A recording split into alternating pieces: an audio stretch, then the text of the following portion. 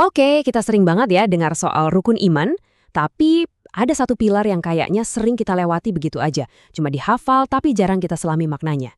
Nah, hari ini kita bakal bahas pilar yang tak terlihat itu, iman kepada malaikat. Ini bukan cuma soal makhluk bersayap loh, tapi tentang fondasi kesadaran dan akuntabilitas kita. Coba deh, pernah nggak sih ngerasa kayak gitu? Lagi sendirian di kamar atau di jalan sepi, tapi rasanya kayak ada yang merhatiin. Dalam Islam, perasaan ini bukan sekedar imajinasi atau paranoia. Ini adalah gema dari sebuah kebenaran yang fundamental. Kita itu nggak pernah benar-benar sendirian. Setiap tindakan kita ada saksinya. Jadi, kenapa sih keyakinan ini begitu mendasar? Karena gini ya, dalam Islam, percaya pada malaikat itu bukan pilihan. Bukan juga sekedar cerita pengantar tidur. Ini adalah bagian inti dari keimanan. Sebuah pilar yang hukumnya wajib dan sama pentingnya dengan pilar-pilar yang lain. Coba deh kita bayangin iman itu kayak sebuah bangunan yang kokoh. Sama seperti kita wajib percaya pada Allah, kitab-kitabnya, dan para rasulnya, pilar keyakinan pada malaikat ini juga harus tegak berdiri. Kalau satu pilar ini dicabut, ya ambruk semua fondasi bangunan iman kita. Dan buktinya jelas banget di Al-Quran. Coba perhatiin deh urutannya. Di ayat ini, iman kepada malaikat disebut langsung setelah iman kepada Allah. Langsung. Ini nunjukin betapa keyakinan ini nggak bisa dipisahkan dari inti tauhid. Ini bukan sekedar tambahan, tapi satu paket keimanan yang utuh. Nah, dan ini yang bikin makin serius lagi. Al-Quran nggak cuma nyuruh kita percaya, tapi juga ngasih peringatan keras tentang konsekuensinya.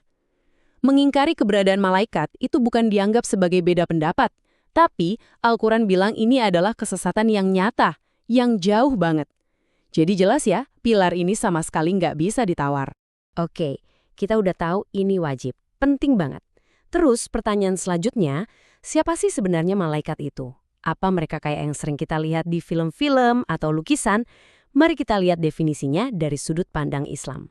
Nah, ini dia definisi kuncinya. Ada dua elemen penting banget di sini yang harus kita garis bawahi. Pertama, mereka diciptakan dari cahaya, yang nunjukin kemurnian, dan kedua, yang paling penting, sifat mereka yang selalu taat. Inilah pembeda utama antara malaikat, manusia, dan jin. Karakteristik ini nih yang bikin mereka begitu unik. Coba bayangin, makhluk yang terbuat dari cahaya murni. Nggak perlu makan, nggak perlu minum, nggak punya kebutuhan fisik kayak kita. Dan yang paling krusial, yang paling beda dari kita, mereka nggak punya hawa nafsu.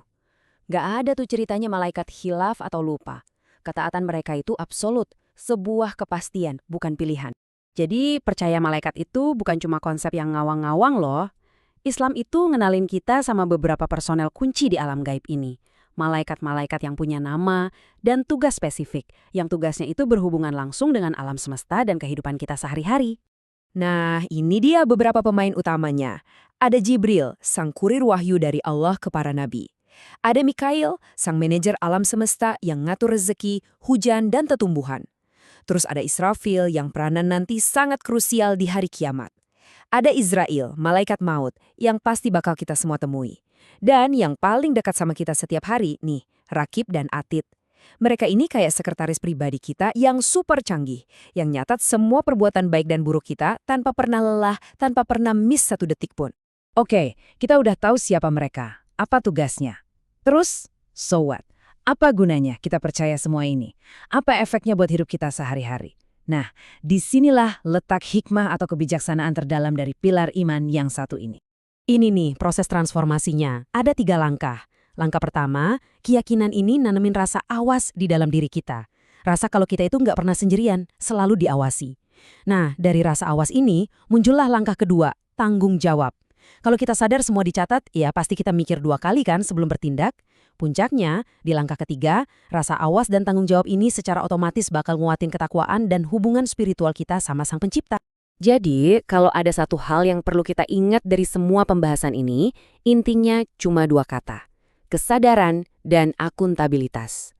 Iman kepada malaikat itu pada dasarnya bukan soal nyari-nyari makhluk bersayap, tapi soal membangun kesadaran bahwa hidup ini ada yang mengawasi, dan setiap perbuatan kita ada pertanggungjawabannya.